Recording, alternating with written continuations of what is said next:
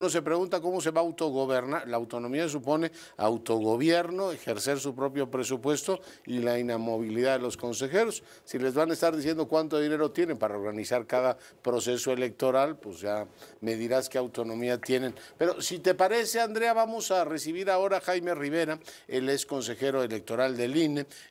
Gracias, Andrea. Jaime, buenas noches.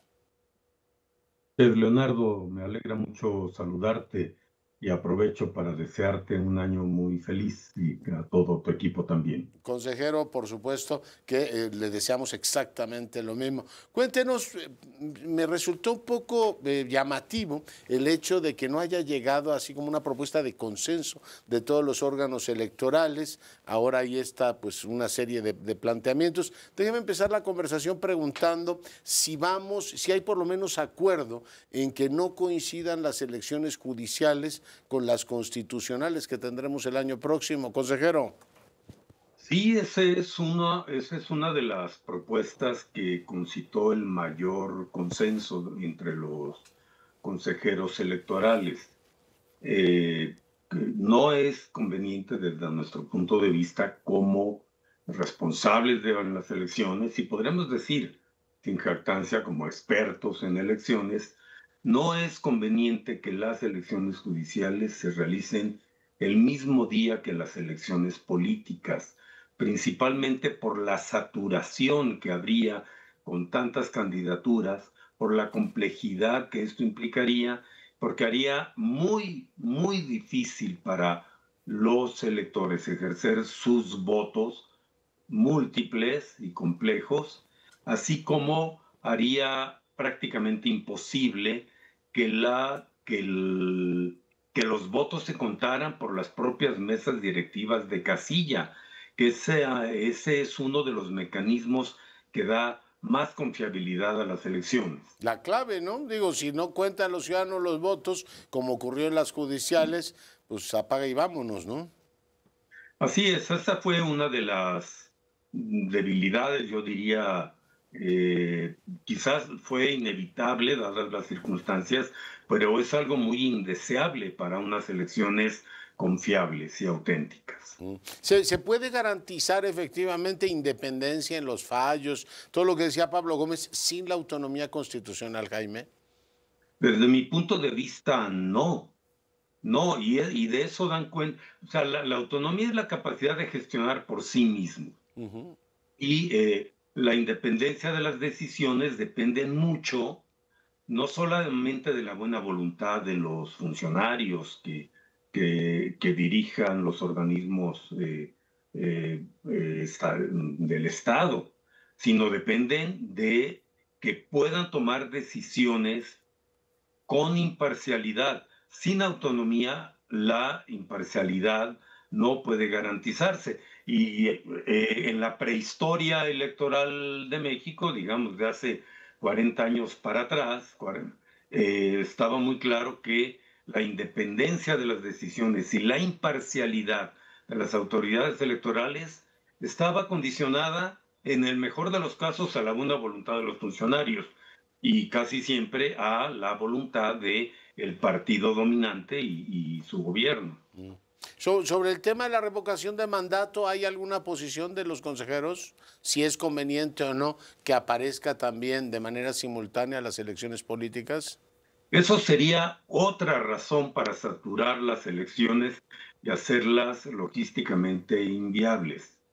Y si me permites, doy una opinión al respecto también. La revocación de mandato constitucionalmente y según la ley secundaria en esta materia, debe ser independiente de la competencia política y debe ser un reclamo ciudadano cuando hay inconformidad con el gobierno. Por ejemplo, en la revocación de mandato no se permitió la vigilancia de los partidos políticos. ¿Cómo se haría entonces con unas elecciones en las que los partidos políticos no pueden vigilar en las casillas y en los cómputos de votos? Creo que por muchas razones políticas de fondo y también operativas es inconveniente, indeseable que tantas votaciones concurran en una misma jornada electoral. Cada tema en su cajón. Permítame poner una brevísima pausa, regresamos en un instante.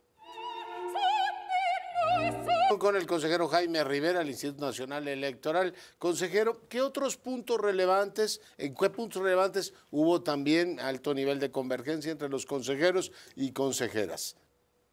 Uno de ellos es la importancia de la representación política que debe corresponder con una razonable proporcionalidad, digo lo mínimo, con la votación popular. Otra, reforzar las capacidades de fiscalización del INE mediante la obligación de las autoridades financieras, por ejemplo, de entregar toda la información. Eso ya está en la ley y en varias ocasiones se ha opuesto el secreto ministerial para negarle información al INE que necesita para sus investigaciones. Una propuesta es que por ley, no solo por criterio jurisdiccional, quede claramente establecido que el secreto ministerial no se aplica a las investigaciones que el INE tenga que hacer en materia de fiscalización. También es importante regular las acciones afirmativas para que no, digamos, que tengan más estabilidad como una forma de participación. Ya su contenido específico será cosa de valorarlo, pero que no todo se decida por el INE o por tribunales electorales. Ya. Y algo que, si me permites, un comentario Por favor. adicional.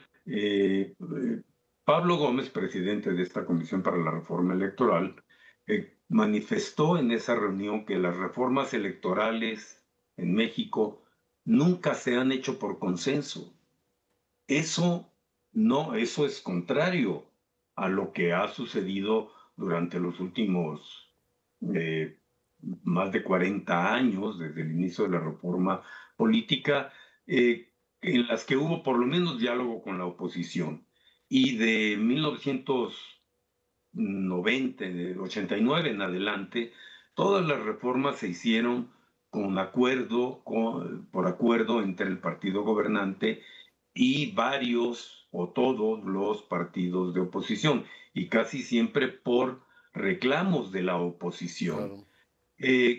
Esa me parece que no fue solo una frase de apreciación de la historia de las reformas electorales. Totalmente imprecisa.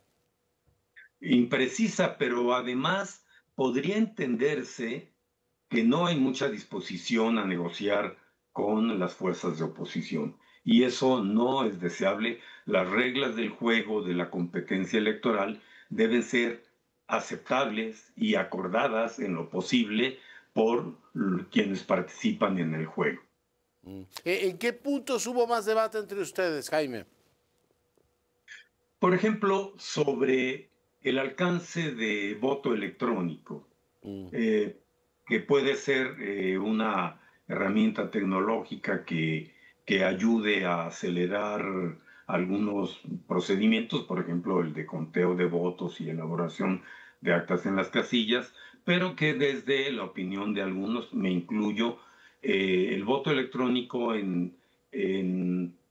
por urna electrónica en la casilla está debidamente vigilado y por lo tanto hay garantías de secrecía del voto y autenticidad del voto.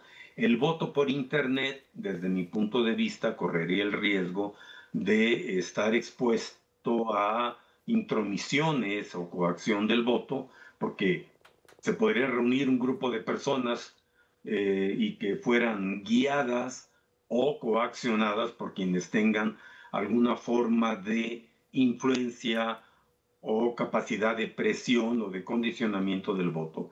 Y eso es claramente indeseable desde mi punto de vista. Ese es un punto, por ejemplo, en el que hay también algunas diferencias.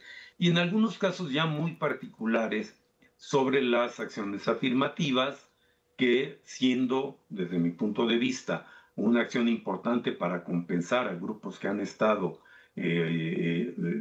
en condición históricamente de desventaja, esto no debe sustituir del todo la libre voluntad de los electores. También sobre cuestiones del presupuesto y de procedimientos internos, por ejemplo, si los titulares de direcciones y unidades técnicas del INE, cargos directivos, ejecutivos, deben ser nombrados por el Consejo como lo establecía la ley desde hace más de 20 años, o como existe ahora a partir de una reforma extraña que se introdujo subrepticiamente o sorpresivamente en 2024 para que no sea necesario el acuerdo del colegiado para hacer ese tipo de designaciones. En ese punto ha habido Muy bien. diferencia. Pues consejero, muy agradecido.